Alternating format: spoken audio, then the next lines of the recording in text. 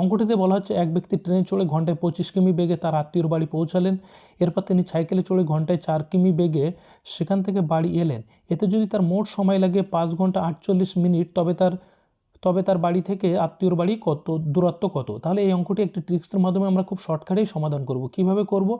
এখানে আমরা যদি দেখি তার যাতায়াতের মোট সময় লাগছে কত, 5 ঘন্টা 48 মিনিট, অর্থাৎ 5 ঘন্টা 48 মিনিটটাকে আমরা ঘন্টায় পরিণত করলে কি করব, এখান থেকে 4, এখান থেকে 5, অর্থাৎ মোট হবে এখানে কত, মোট হবে 29-এর 5।